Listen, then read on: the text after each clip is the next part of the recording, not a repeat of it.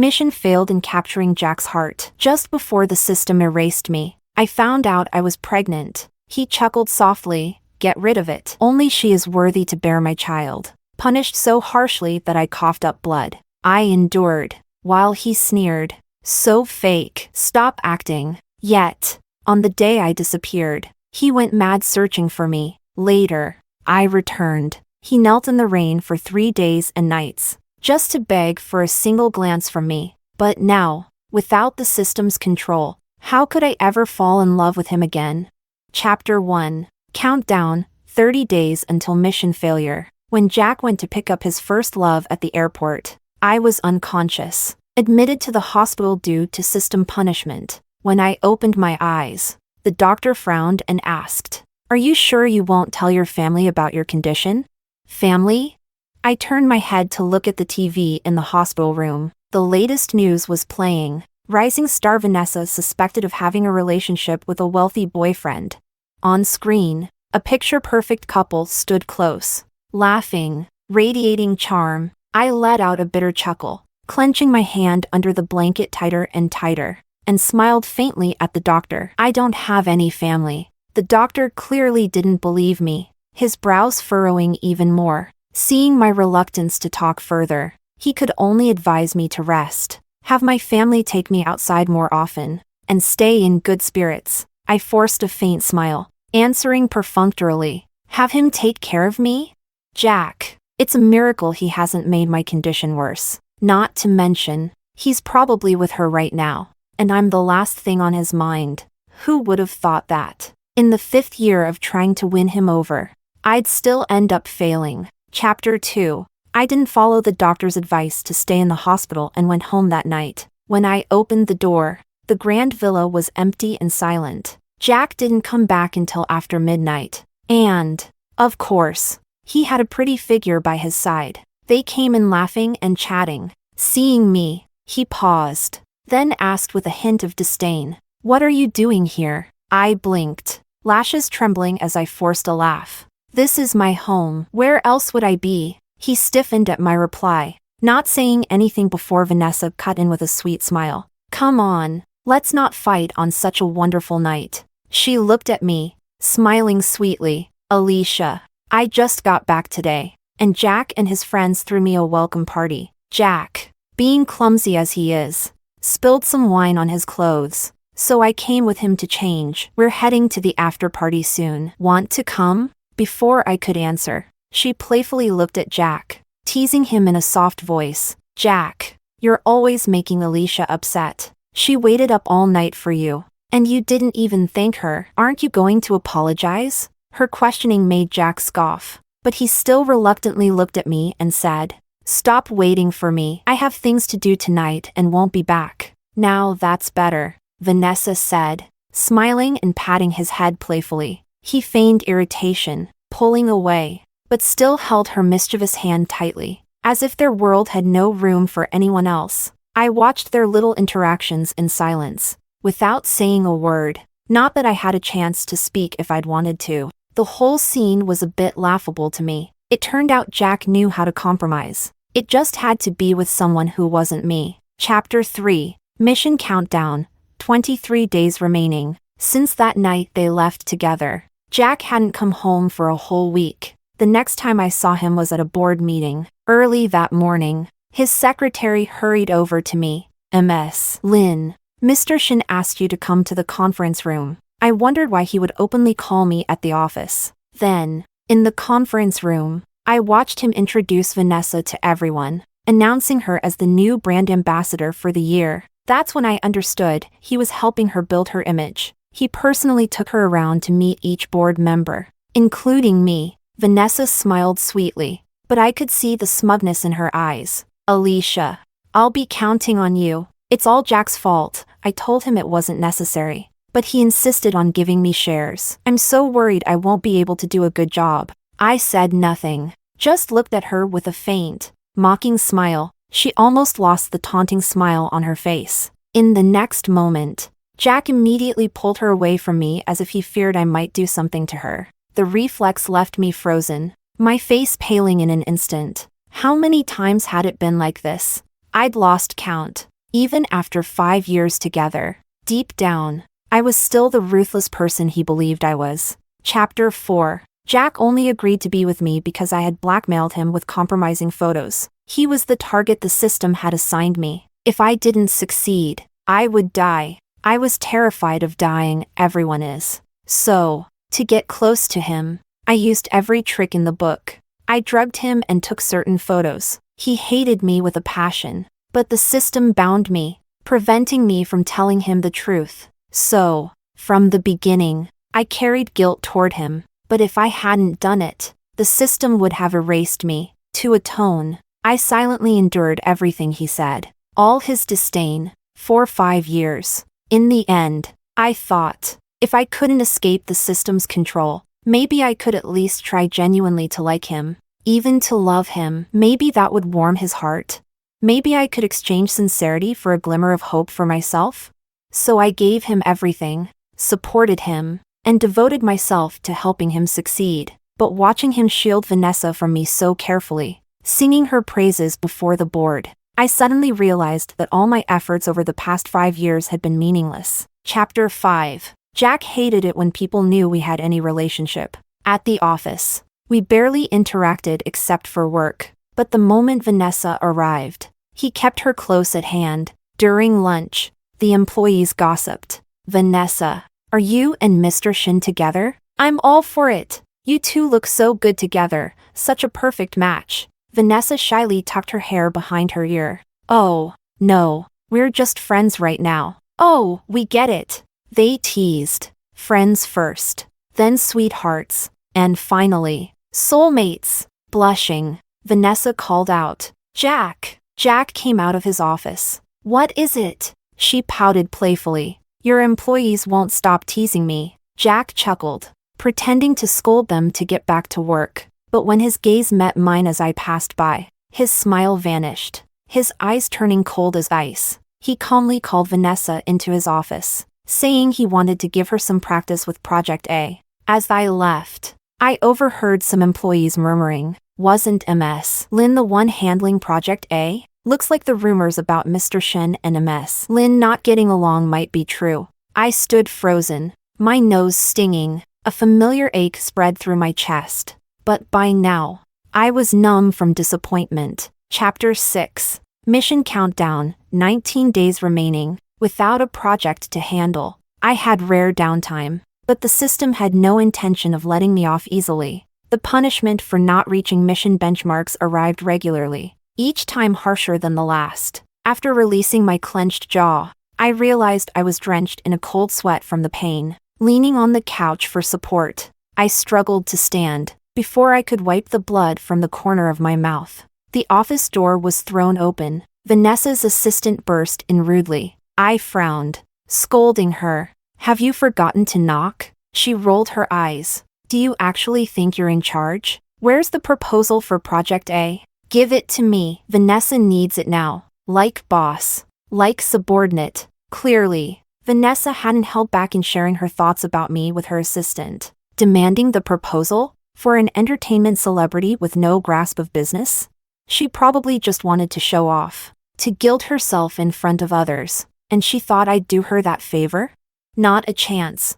I sneered, sat down, and looked at her mockingly. My proposal? Vanessa probably wouldn't even understand the cover. The assistant's smug smile froze, and she nearly stomped in anger. She grabbed my arm, yanking me so hard I stumbled in my weakened state. Pointing at me, she ranted, "You're nothing but a woman who slept her way up. Who are you trying to fool? Just because people call you a mess. Lynn, you think no one would dare touch you? Our Vanessa is Mr. Shin's sweetheart. How dare you offend her? Aren't you afraid of getting thrown out of the company and losing this position you worked so hard to sleep your way into?" Her shrill voice grated on my ears, and my patience finally wore thin. With a cold laugh, I twisted her arm, slapped her twice, and then, ignoring her shrieks, grabbed her by the hair, pressing her face against the floor under my foot. Her features distorted, her screams silenced. Seeing the crowd outside peeking in nervously, some rushed in to break up the scene. Vanessa hurried in as well, her eyes widening in shock at the sight. After a moment, She put on an indignant face and demanded, "Alicia, what are you doing? If you have a problem with me, come at me directly. What's the point of bullying my assistant?" Her attempt to twist the truth almost made me laugh. I laughed at her brazen confidence, bolstered by Jack striding over in the distance, and I laughed at my own misery, knowing I would never be Jack's first choice between us. The moment he arrived, Vanessa's eyes filled with tears. "Jack, I don't know what my assistant did to Alicia, but she's just a small assistant. How could she deserve such humiliation?" Watching the coldness in Jack's gaze toward me, I gave a self-deprecating smile and yanked the assistant's bruised face upward. I tilted my head, nonchalantly addressing Vanessa, disciplining my own company's employee. "Got a problem?" Then I reached for the office phone, dialing the legal department. "Come get the security footage from my office and prepare to dismiss this employee. Then press charges. Defamation? Slander? Every offense. Go after it. Oh, and check whether her boss in the entertainment industry coached her to say these things. Otherwise, how would she be asking me for the project proposal? Let's see who gave this lowly assistant the guts to accuse me, a shareholder, of using improper means to climb up and to say if I offended her boss, I'd get fired from my own company." Pausing, I looked at Vanessa, dragging out my final words. "Once the truth is out, I trust one don't need to spell out the consequences." My pointed words left Vanessa pale. She never expected me to hit back so directly. For so long, I ignored her petty provocations, dismissing them as unworthy of my time. After all, competing with the Mistress was beneath me, and with my life at stake, I had no energy or interest in such trivial games. But that didn't mean I could tolerate her forever. Chapter 7. Seeing that the situation was turning against her, Vanessa quickly changed her tune in front of Jack. She glared at her assistant. "I knew you liked to gossip, but I had no idea you'd be bold enough to openly spread rumors and slander your company's leaders." Then she turned to me, forcing an apologetic smile. "I'm so sorry,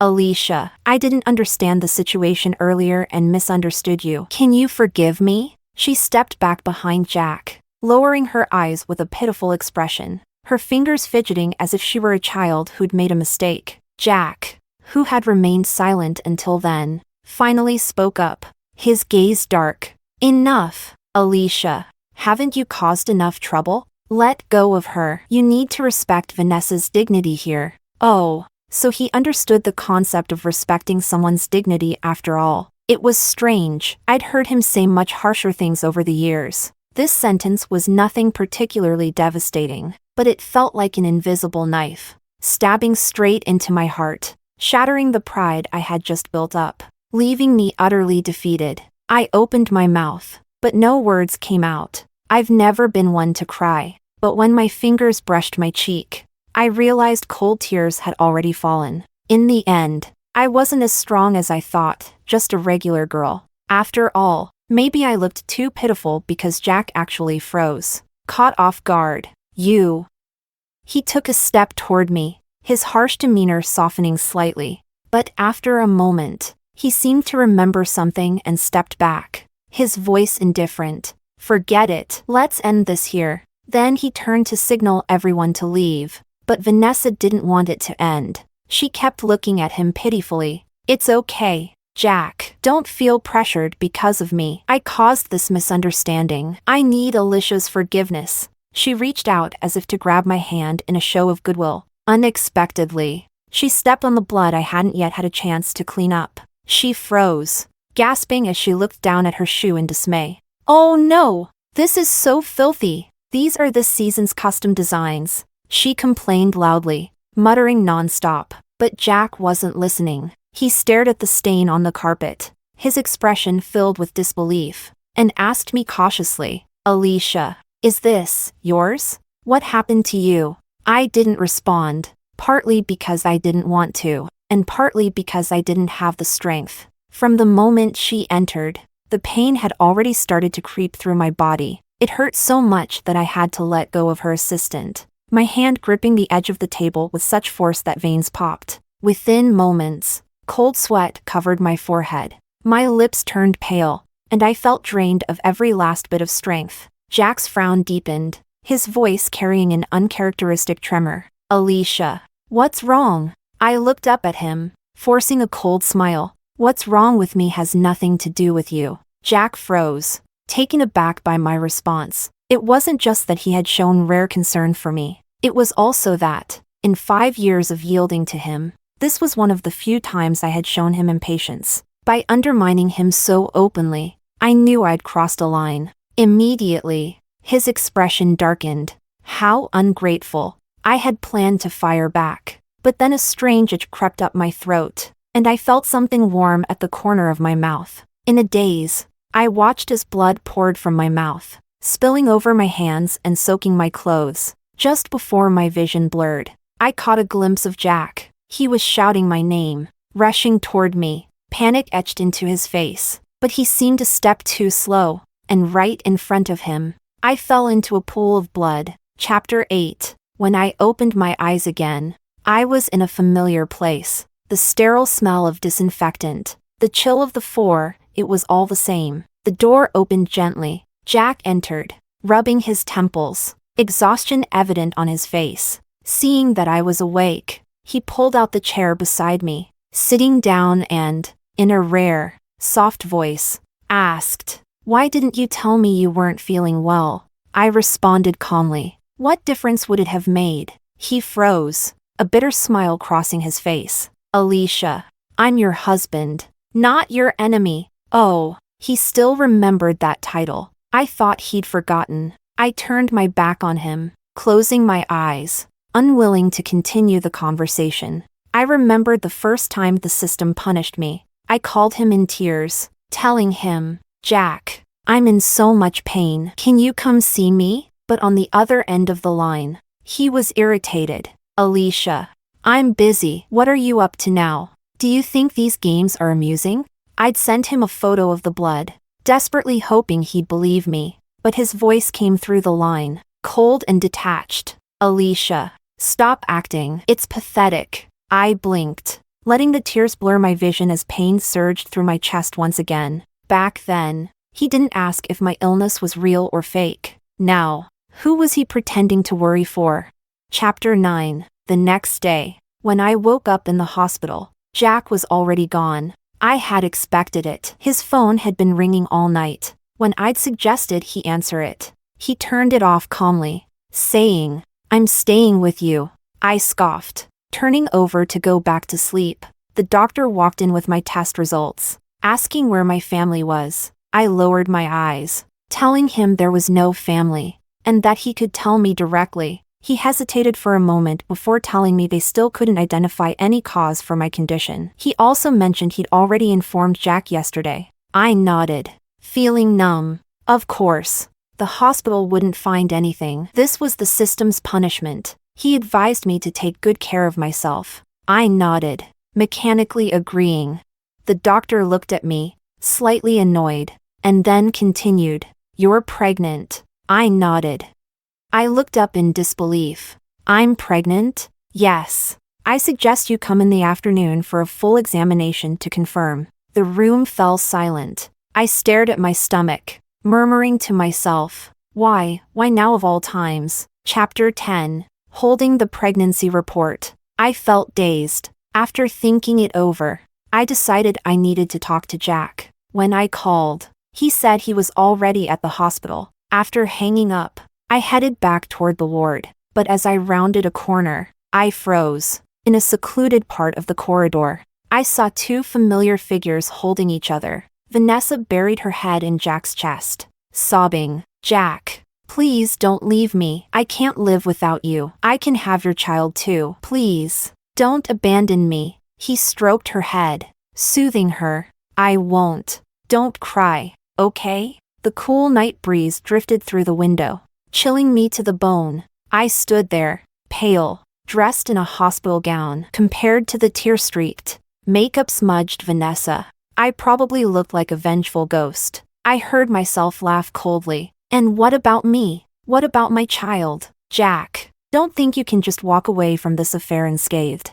And you, Vanessa, knowingly getting involved with a married man, does your mother know she raised such a shameless daughter?" Perhaps my tone was too cutting, because Jack's face turned red with anger as he spun around. "Alicia, Who are you to say these things? If it weren't for your dirty tricks, I'd never have married you. A child? He laughed coldly. Get rid of it. My child will only ever be Vanessa's. Our exchange was harsh, bitter, and painfully ironic, just like the countless arguments we'd had over the past 5 years. But in the past, those arguments always ended with me lowering my head, admitting fault. This time, I was done. I touched my stomach, and for the first time, I smiled at him with genuine relief. Jack, even if I used underhanded methods, with all your skill, would you have really let me force you into marriage without your consent? And if you didn't want it, how could I possibly be pregnant after you came home drunk last month?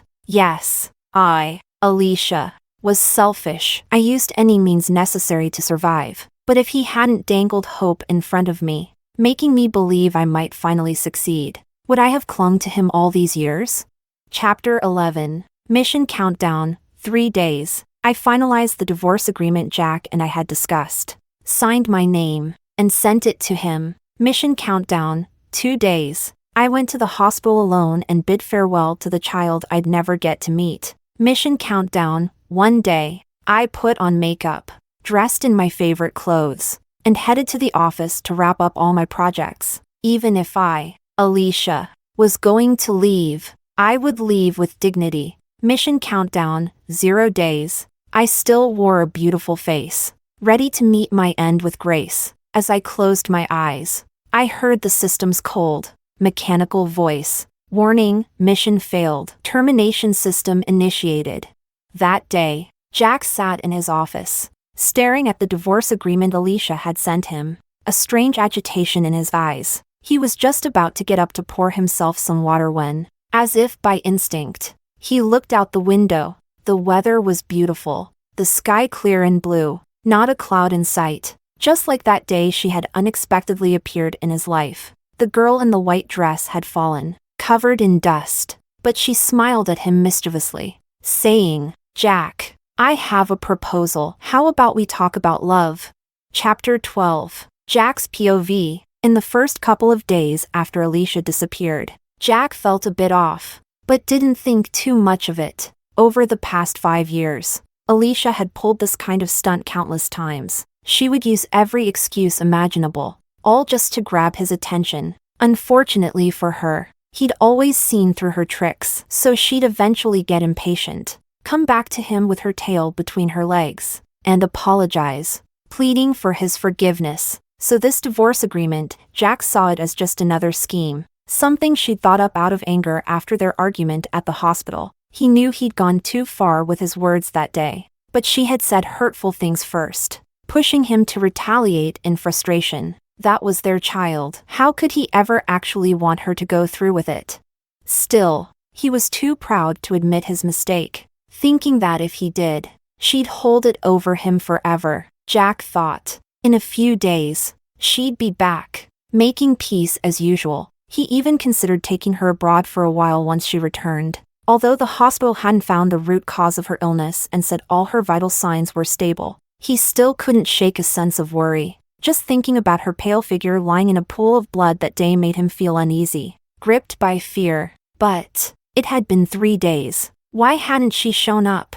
A strange sense of dread gnawed at him, making him feel that this time, he might truly be losing something irreplaceable. Chapter 13. A few days later, at the celebration banquet for Vanessa's endorsement deal, Jack kept a stone-cold expression, repeatedly dialing a number on his phone. But no matter how many times he tried, there was only the same automated response: the number you dialed is currently unavailable. Noticing the contact name on Jack's phone, his friend asked with a puzzled look, "Are you looking for Alicia?" "Yeah," Jack replied, feeling like his chest was stuffed with cotton. "Did you two have another fight?" Jack swallowed. Not a fight, a divorce. Divorce? Was it her idea? No wonder. No wonder what? Jack caught onto his friend's words. "Have you seen her recently?" Jack asked without much hope, as Alicia had always kept her location secret whenever she pulled a disappearing act. But he didn't expect his friend to look at him with a complicated expression and say, "You didn't know she's gone?" Jack's face filled with surprise. Alicia came to the office a few days ago, the same day Vanessa got sick and you went to stay with her. She didn't just wrap up her affairs, but also said if she didn't return in 3 years, all her assets should be donated to charity. Those words struck like a bolt of lightning. Jack's mind went blank. He processed and reprocessed his friend's words, repeatedly asking for confirmation. His expression seemed resolute, but his voice shook, words stumbling. Finally, when no more could be confirmed, Jack, always so composed and respectable, ran out of the banquet hall in a daze, his face ashen. Chapter 14. Jack returned home. The house felt empty. For the first time, he felt just how enormous it was. He cautiously opened each door, holding his breath, terrified but hoping. But one by one, each room was cold and empty. No Alicia, no trace of her belongings, as if she had never been a part of his life. Anxiety gnawed at him. Jack's hands trembled as he dialed every contact he could think of, but all he heard was, "No, I don't know where she is." This time, Jack finally realized that the divorce agreement Alicia had sent wasn't a ploy, nor a game of hard to get. She really, no longer wanted him. Jack's lips quivered, but no comforting smile would come. He tried to reassure himself, hadn't he always wanted her out of his life? Then why did this freedom make his heart ache unbearably? Chapter 15. Jack searched every place Alicia might go, but she was nowhere to be found. He asked every friend and acquaintance she had, but over the years, Alicia's life had revolved solely around him. She barely had any friends. Within minutes, his contact list turned up empty. Stubbornly, he drove around the city aimlessly. He exhausted every connection, checked every flight, every train, even filed a police report. But it was as if Alicia had never belonged to this world. She vanished without a trace. Later, in the course of his search, he stumbled upon information from the hospital. Not only did he find her medical records from the day she called him, crying in pain, when he'd accused her of acting, but he also discovered every signed admission form, each time she'd quietly checked herself into the hospital, and details about the child they'd lost. Just as he had coldly wished, the child had come and gone, unwelcomed, unnoticed. That day, one of his unaware employees had handed him a piece of celebratory candy, grinning as he shared his joy. "My wife gave birth last night. Mom and baby are doing great. I hope you and Vanessa will soon be blessed with a child too." Mr. Shin. Staring at the candy in his hand, Jack froze. His employee mentioned Vanessa, not Alicia. Yes. Apart from himself, no one in the entire company knew about his relationship with her. Did that mean she would never be a part of his life again? As he came to this realization, all his suppressed emotions surged, crushing him. Waves of regret washed over him, drowning him. Jack clenched the candy in his hand so tightly that his knuckles turned white. He stared mournfully at his reflection in the mirror. Again and again, he replayed and questioned every moment. "Jack, what the hell have you done?" Chapter 16. A month later, unable to find any trace of Alicia, Jack was unraveling. He called his friends constantly, arranging gatherings. He started drinking day and night, but once he arrived, he'd say nothing, letting his friends chatter while he sat quietly, looking toward the door, waiting for someone who'd never show up. He used alcohol to numb himself, drinking until he couldn't think. In his drunken slur, he'd mutter, "Have you seen Alicia? Have you seen my wife? I lost her. If any of you see her, tell her I'm waiting for her to come home. Please, help me find her." At first, his friends tried to comfort him, but after hearing the same newsless reports, he sank deeper into his despair. One day, after waking up from another night of heavy drinking, Jack rubbed his aching head, preparing for another foggy day. But as he passed through the living room, he froze when he saw a bowl of millet porridge on the table. In the past, whenever he drank too much, Alicia, the pampered princess that she was, would make him a bowl of hot millet porridge. It was the only dish she could cook, and the only one he could tolerate. Could it be she was back? Yes, it had to be her. Who else would make that for him? Jack's dull eyes lit up. He rushed through the house, searching every room. Just then, He heard footsteps coming from the kitchen. Overjoyed, he went to meet her, only to feel his face fall. He asked Vanessa coldly, "What are you doing here?" Chapter 17. Vanessa explained that she hadn't seen him in a while and wanted to take care of him. Jack, however, waved her off indifferently, asking her to leave. Seeing his disheveled state, Vanessa bit her lip, but ultimately left without saying more. After she left, Jack picked up the bowl of millet porridge and emptied it into the trash. He carefully put the bowl away, then headed to his bedroom to change. While changing, his sleeve snagged on a drawer. Pulling out a piece of paper, Jack picked it up absent-mindedly. It was a colorful piece of stationery. It was Alicia's, a love letter she had once written for him. On it, she had playfully written, "Jack, won't you love me? Without your love, I'll die for sure." She'd pouted, calling it her love letter, insisting he keep it, but he had dismissed her with disdain, telling her, "Love you? In your dreams." But now, he didn't even have the right to tell her he loved her, even if he wished for it. She didn't appear in his dreams. Chapter 18. The day after Vanessa's last visit, Jack changed the door code and instructed the building management not to allow anyone in. From then on, he became even more like a man possessed. He drank himself to the point of vomiting blood. He worked night and day, non-stop. Everyone around him noticed the drastic change but dared not interfere. The name Alicia became taboo. Anyone who mentioned it risked his wrath. Seeing him waste away, growing more unrecognizable by the day, until 3 years later, at a grand event, Jack saw a figure etched into his soul. Chapter 19. When I woke up again, the system's notifications sounded in my ears. "Congratulations. Host. Mission complete. Jack's affection level has met the target. System's forced binding has been removed. You will be returned to your original world in 3 months. Wishing you a pleasant final journey." I chuckled sarcastically. Pleasant? After all they put me through, was I supposed to thank them? They forcibly bound me to this mission, and now they would leave me here for another 3 months. But my complaints went unanswered.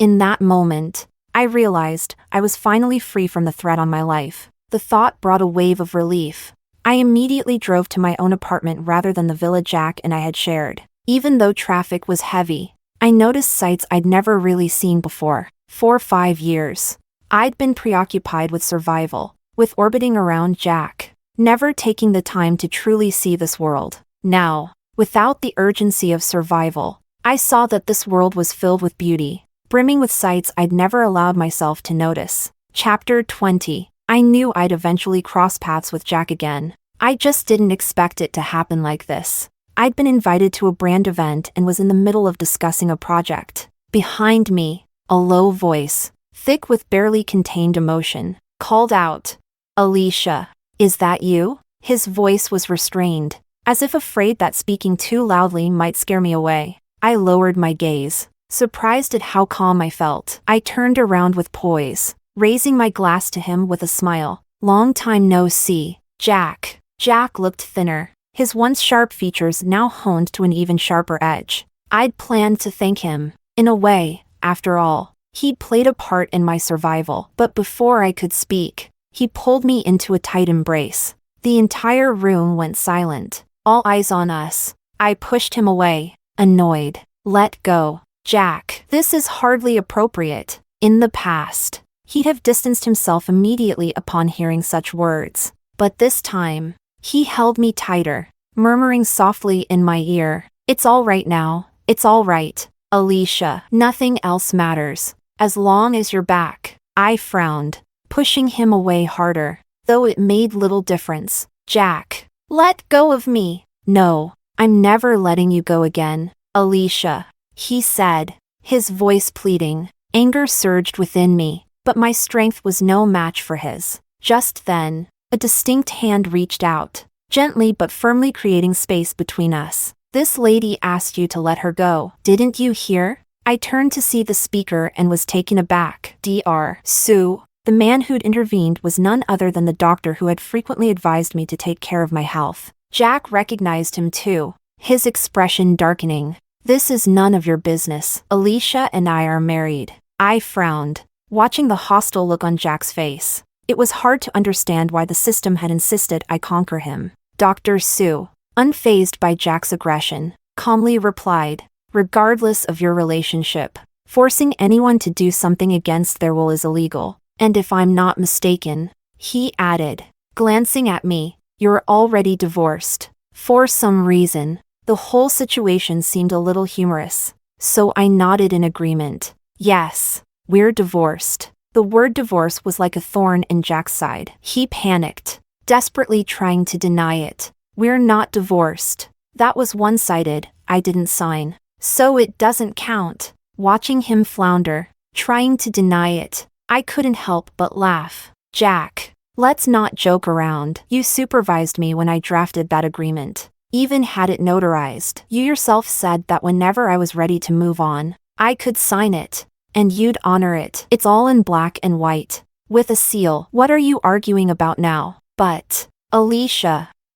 His eyes glistened with unshed tears as he reached for my hand, only for me to sidestep him. Looking at Jack, once so proud and untouchable, now reduced to begging to keep me, I felt a strange mix of satisfaction and bitterness. The past 5 years of torment and the final ending all blended into one. Now, with the system's influence gone, it all felt like a surreal dream, one I had endured alone. Chapter 21. After that night, I didn't see Jack again. I returned to my family in this world. Perhaps I had merely filled a gap left by their own daughter. Because they had always been distant with me, they hadn't asked about my marriage, and now that I was back after the divorce, they simply went about their own lives. The grand old house felt emptier than ever. While sorting out the remaining matters I had left unfinished in this world, the butler approached me with a troubled expression. "Miss Alicia, Mr. Shin has come again." I glanced up at him indifferently. He quickly corrected himself.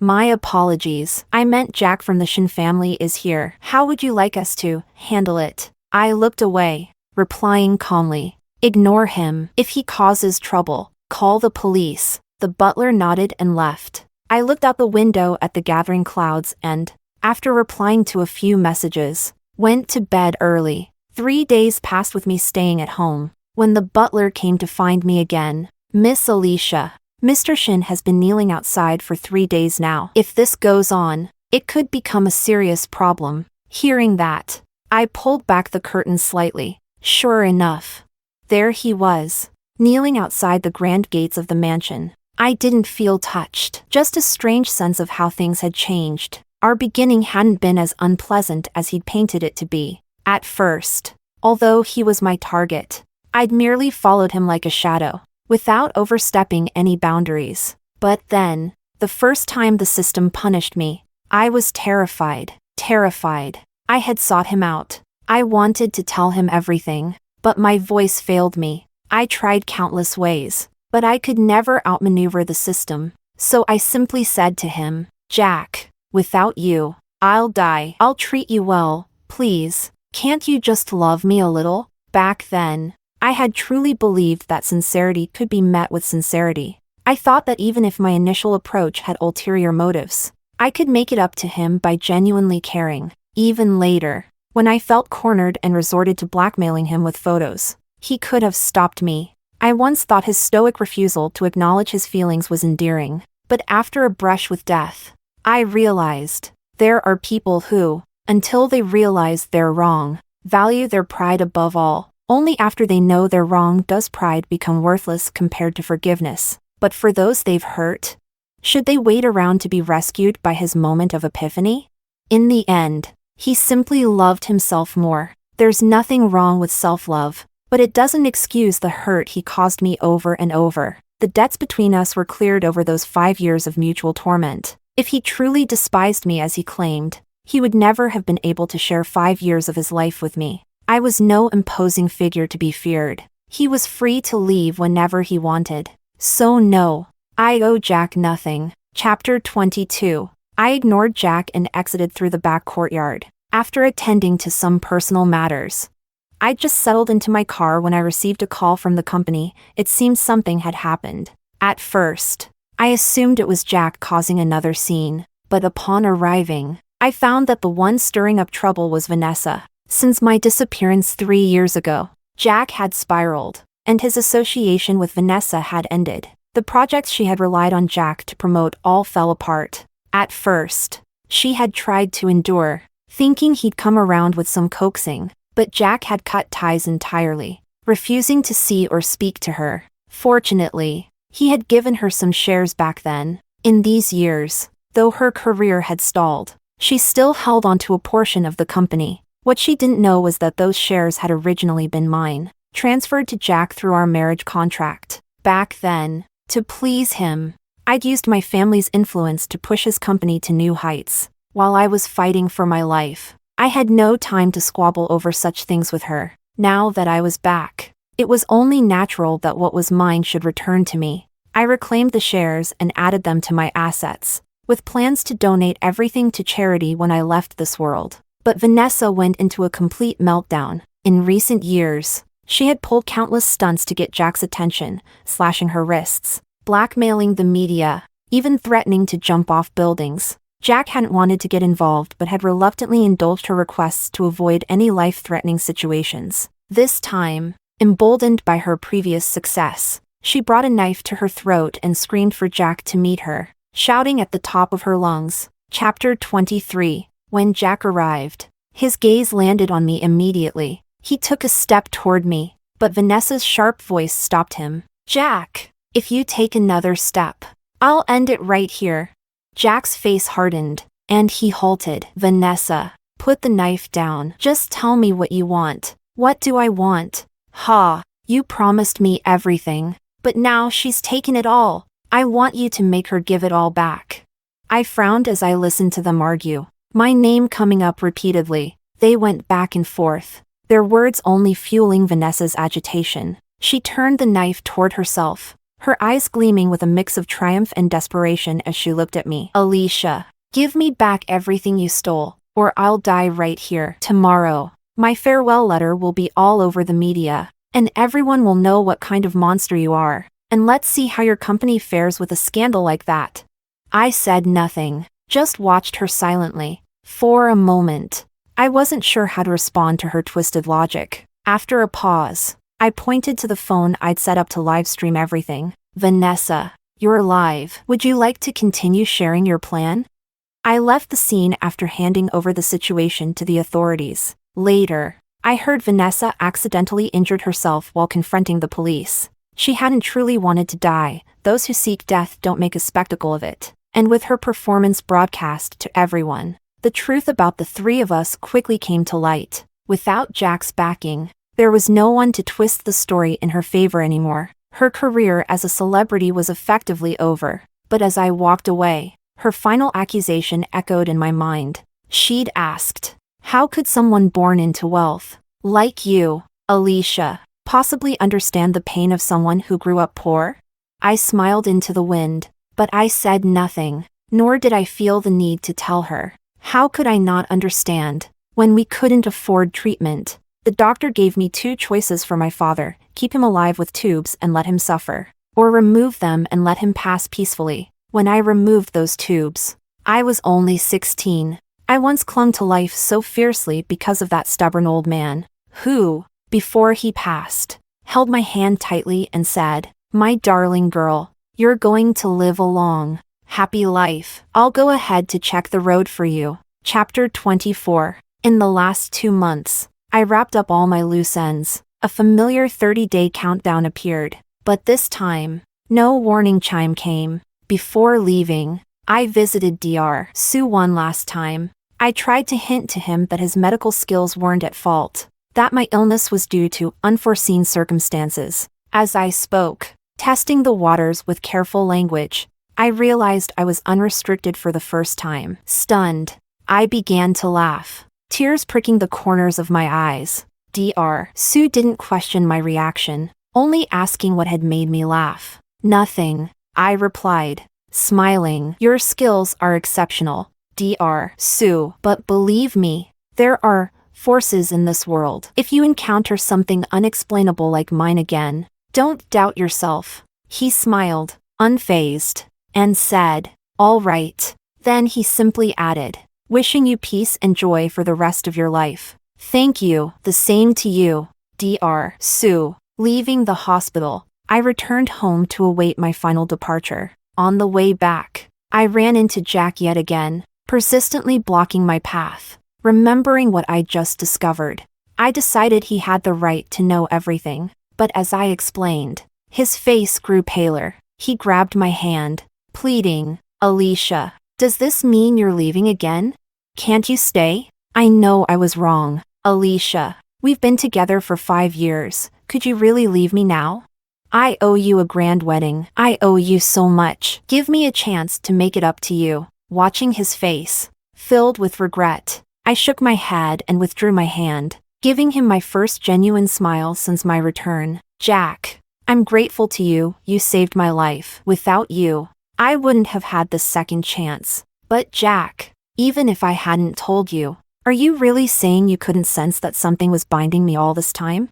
He had known, or at least suspected. He was, after all, the target selected for me by the system, the very reason I was tethered to this world. With each word, his face seemed to crumble. I watched him in silence. After a long pause, I finally bid him farewell. Goodbye, Jack. May we never meet again. When someone becomes endlessly forgiving, it's because their love is gone. I loved you most when I acted insane for you, Jack. If there hadn't been a system forcing me, I would never have loved someone like you.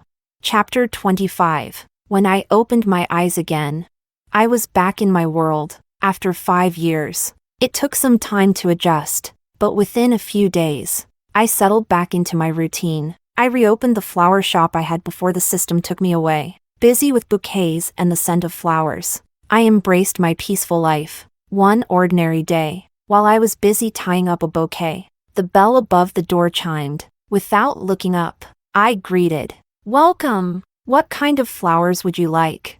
Through the soft ring of the bell, I heard a voice say, "Young lady, how much for a daisy? I'd like one for my daughter." I turned, barely daring to believe my ears. There he was, my once stubborn father, standing there with a warm smile, and in my mind, that familiar electronic voice chimed. "Reward has been issued. Host, please confirm." Tears streamed down my face as I laughed, feeling for the first time that the sound of that voice was truly beautiful. Holding the half-finished bouquet in my hands, I looked up at the customer before me, smiling brightly. "Welcome home, Dad."